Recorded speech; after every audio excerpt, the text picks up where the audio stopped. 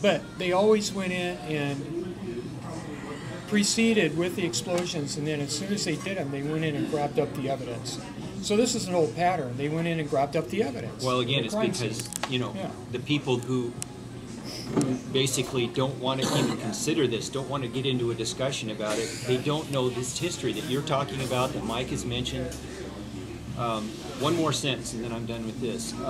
Pursuit of critical analysis of these questions is undermined by the psychological barrier about 9/11 issues as threshold concepts, too awful to even consider.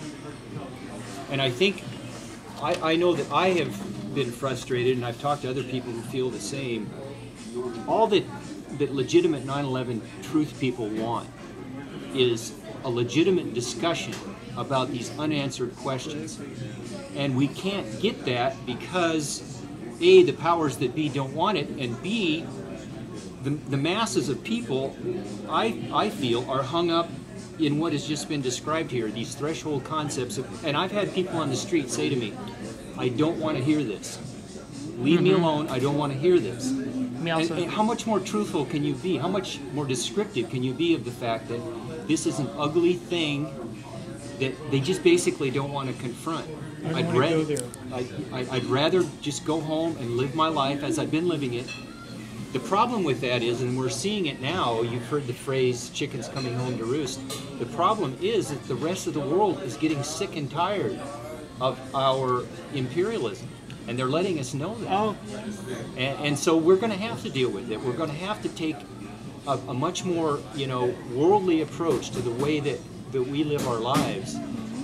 Otherwise, you know, I think there's a phrase, and I can't remember it exactly, but it's something about he who steals others' resources will always live in terror. And I think that's basically what we're seeing. One more thing about the history. I have a reprint here of something called Project Northwoods, and I don't know how many people here know about Project Northwoods. A lot of you people. Or Operation A is. Yeah. I guess 1962. Oh, you'll love this.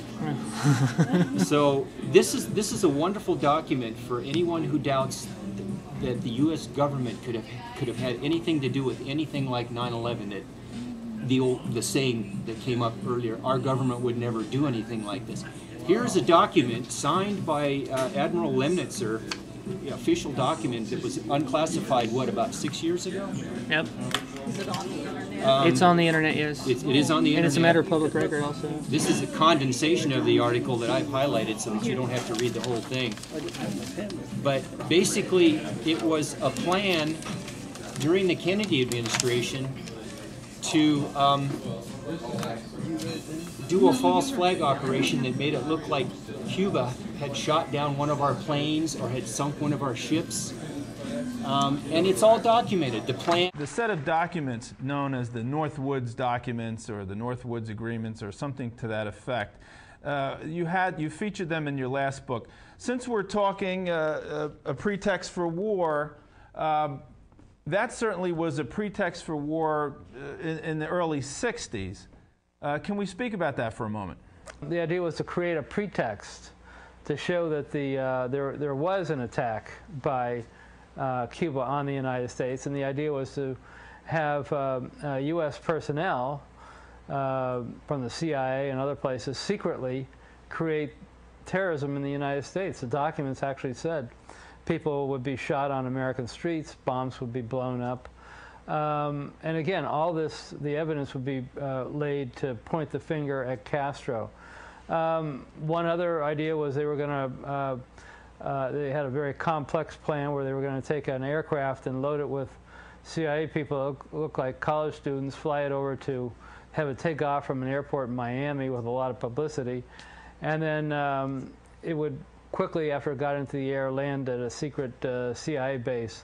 At that same time, an identical plane would take off from that CIA base, except this plane would be empty, and it'd be remotely piloted from the ground. It was a drone plane that would be very similar to the passenger plane that had just taken off.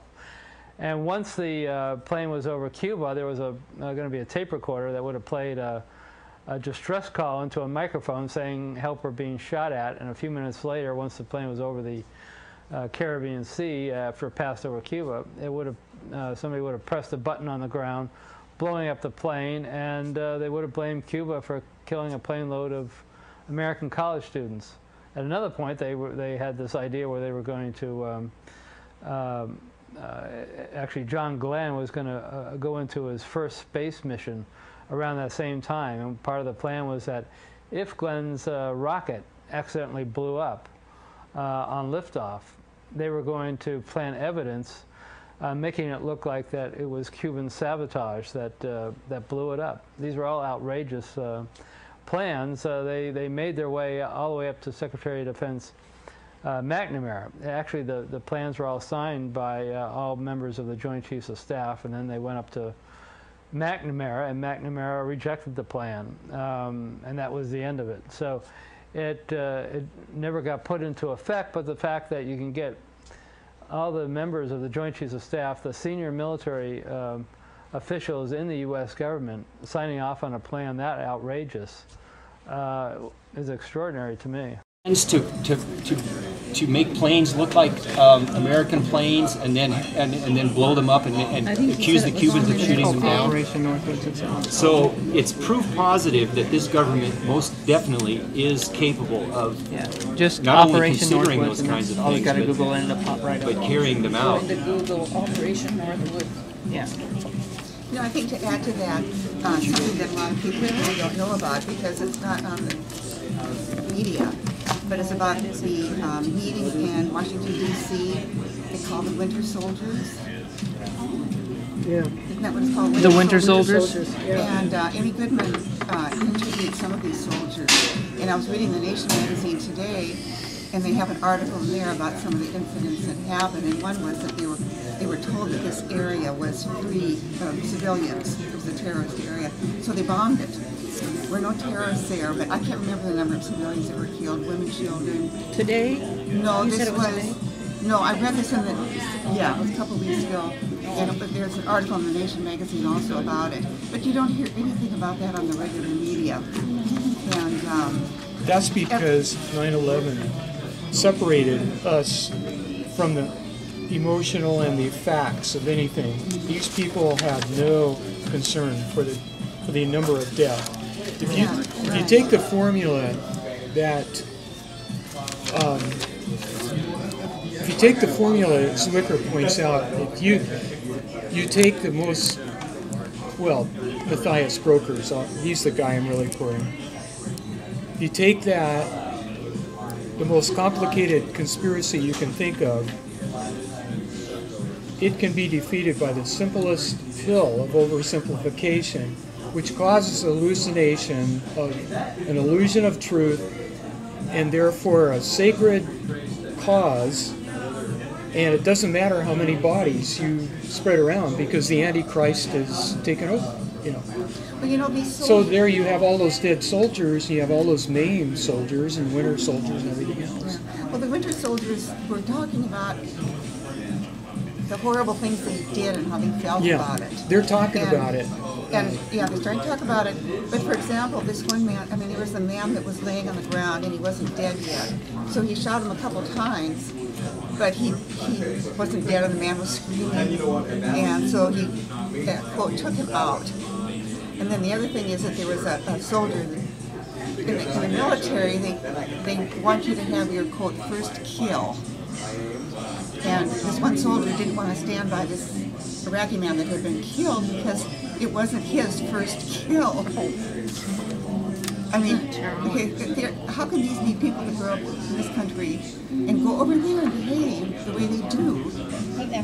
Because when they go into basic training and that's what they teach them to That's what do, they to teach kill. them, yeah. That's what they teach them to do. But that's down the river, Phyllis, I think, you know, from where 9/11 is really at the source of it all.